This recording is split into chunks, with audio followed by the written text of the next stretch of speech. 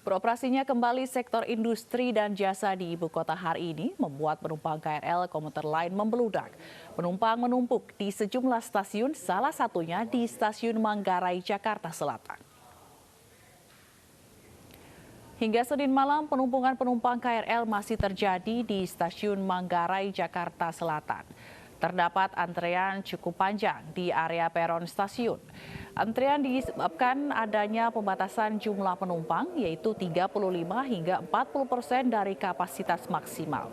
Jam operasional KRL hari ini telah diperpanjang, yaitu mulai pukul 4 hingga pukul 21.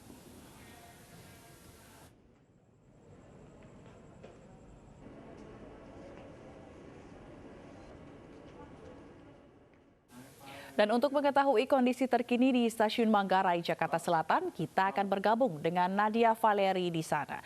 Nadia, bagaimana situasi di sana saat ini? Ya, Fazila dan juga pemirsa, situasi terkini di Stasiun Manggarai tepat pukul 21 waktu Indonesia Barat saat ini sudah terpantau sepi dan tidak terlihat lagi adanya lonjakan penumpang.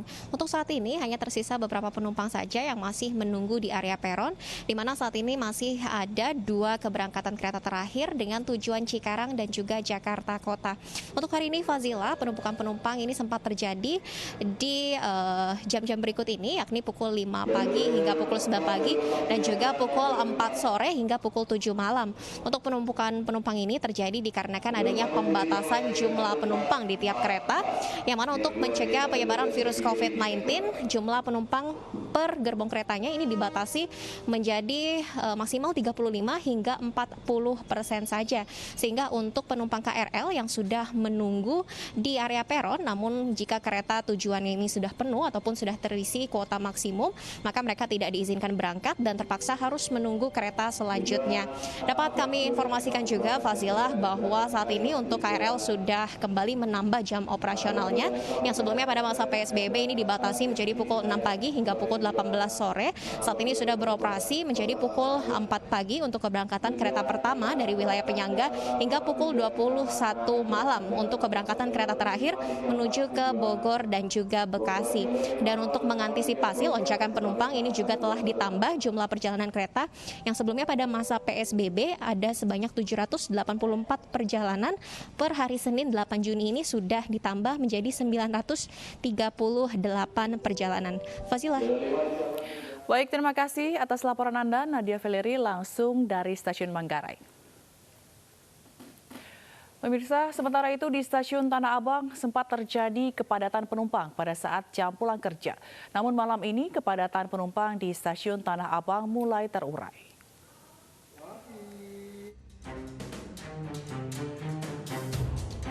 Hari pertama masa PSBB transisi, sejumlah kantor pemerintahan maupun swasta meminta pegawainya kembali masuk kerja. Hal tersebut berdampak pada kenaikan jumlah penumpang di sejumlah stasiun KRL yang berada di ibu kota maupun di wilayah penyangga. Stasiun Tanah Abang terpantau normal pada malam hari, namun sempat terjadi kepadatan penumpang pada sore hari. PT KCI menerapkan sejumlah protokol kesehatan baru, yakni dengan melarang pengguna KRL untuk berbicara serta menerima telepon di dalam gerbong KRL. Ya tetap ngeri sih, tapi ya mau gimana lagi? Ya karena saya sendiri ya jalannya, jadi ya diterapin juga. Naik busway, nggak naik kereta. Tadi pagi saya naik jam 6.30, sudah diberlakukan social distancing, Bang. 50% untuk antrian, 50% di dalam keretanya. Kalau di stasiun Cakung tadi pagi tidak, Bang, karena kita masih menerapkan social distancing dengan jarak 1 meter, masih aman sih, Bang. Sebenarnya sebagai pengguna kita juga takut ya, tapi kan kita tetap menggunakan protokol, Bang, cuci tangan dan ikuti suhu temperatur gitu, Bang. Berarti ke depan apa bakal tetap pakai KRL? Kalau ke depan sih masih tetap pakai KRL, Bang. Sebelumnya, Gubernur DKI Jakarta Anies Baswedan meminta agar perkantoran menerapkan shifting untuk karyawan agar tidak terjadi kepadatan baik di kantor maupun di angkutan umum. Dari Jakarta, Muhammad Ardiansyah Putra, Jaka Samsa, iNews melaporkan. Aktivitas perkantoran pada hari pertama PSBB transisi belum signifikan berdampak terhadap moda transportasi publik. Seperti halnya di stasiun MRT Jakarta, Senin malam belum terlihat adanya lonjakan penumpang. Suasana di stasiun MRT Bundaran HI Jakarta pada hari pertama aktivitas perkantoran di masa PSBB transisi Senin malam masih terpantau sepi. Meski waktu operasional telah berjalan normal yakni mulai pukul 5 pagi hingga 21 malam. MRT Jakarta kembali beroperasi sejak ditetapkannya penerapan PSBB transisi DKI Jakarta Jumat lalu. Kalau pada masa PSBB stasiun MRT Jakarta hanya beberapa saja yang beroperasi, namun kini saat PSBB transisi seluruh stasiun MRT Jakarta sudah berjalan sedia kala termasuk jam operasionalnya. Terkait waktu jeda kedatangan antar kereta, kalau pada jam sibuk pagi hari yakni pukul 7 hingga 9 pagi dan jam sibuk sore hari yakni pukul 17 hingga 19 malam, jeda waktunya hanya 5 menit saja. Namun di luar jam tersebut, jeda waktu kedatangan antar kereta berkisar 10 menit.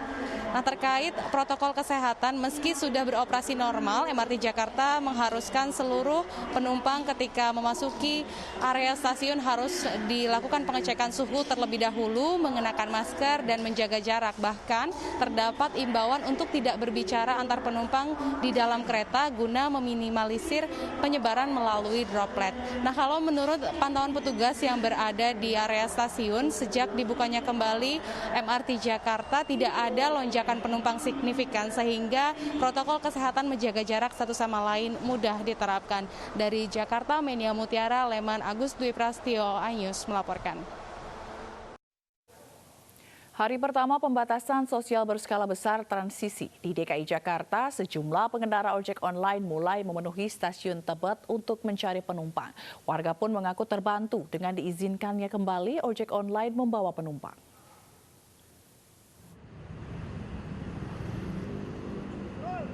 Hari pertama pembatasan sosial berskala besar transisi di DKI Jakarta Senin malam, sejumlah pengendara ojek online memenuhi stasiun Tebet. Dengan kebijakan pembukaan kembali perkantoran di masa PSBB transisi pada hari Senin ini, mereka berharap bisa banyak membawa penumpang. Terlebih hari ini menjadi hari pertama pengemudi ojek online bisa membawa penumpang meskipun dengan syarat protokol kesehatan pencegahan COVID-19. Pada hari pertama ini tidak semua penumpang membawa helm sendiri, namun pengemudi menyiapkan helm yang sudah dijaga kebersihannya. Di masa transisi seperti ini? Oh, harapannya ya makin banyak order lah. Banyak ya, order ya Pak? Iya. Terus habis itu Bapak tetap menjaga nih bawa hand sanitizer? Oh ya, komplit. Kebetulan sih saya tadi dapat helm sangat bersih ya, bagus sih. Jadi harapan ke depan seperti apa nih Bu? Harapan ke depan ya tetap ya, itu ojek atau ojol itu harus tetap ada gitu. Meski demikian, pengemudi ojek online tetap tidak boleh mengangkut penumpang di wilayah penerapan pengendalian ketat berskala lokal di DKI Jakarta selama PSBB transisi berlaku. Dari Jakarta, Bunga Ayu Bayu Anggara, iNews melaporkan. Pemirsa, hari ini jalanan ibu kota kembali macet meski dalam masa PSBB transisi. Kemacetan panjang terjadi karena banyaknya masyarakat yang beraktivitas menggunakan kendaraan pribadi daripada moda transportasi publik.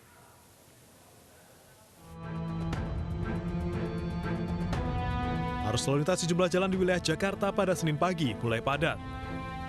Seperti di ruas Jalan Sudirman yang dipenuhi kendaraan roda 2 dan roda 4. Antrian panjang kendaraan juga terjadi di lampu merah Jalan Gatot Subroto, Kuningan, Jakarta.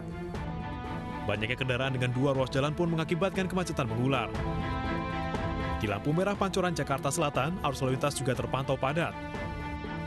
Kemacetan panjang di PSBB masa transisi ini diduga karena sejumlah masyarakat memilih menggunakan kendaraan pribadi dibandingkan transportasi publik.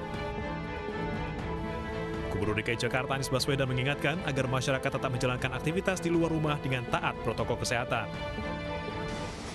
Wabah di Jakarta belum selesai, tetapi kita tahu ini adalah masa transisi di mana beberapa sektor sudah mulai bisa beraktivitas. Salah satunya adalah kegiatan perkantoran. Akan tetapi, saya ingin mengingatkan kepada semua, seluruh protokol kesehatan harus ditaati. Kalau tidak pakai masker memang ada denda 250.000, tapi ini bukan soal dendanya, ini soal pencegahan penularannya. sejauh ini jumlah penumpang kendaraan umum masih amat rendah, bisa dibilang tidak padat, lalu lintas yang lebih padat, karena lebih banyak menggunakan kendaraan pribadi. Anies Baswedan juga mengingatkan masyarakat untuk selalu waspada karena potensi penularan di Jakarta masih ada di kendaraan umum maupun di perkantoran.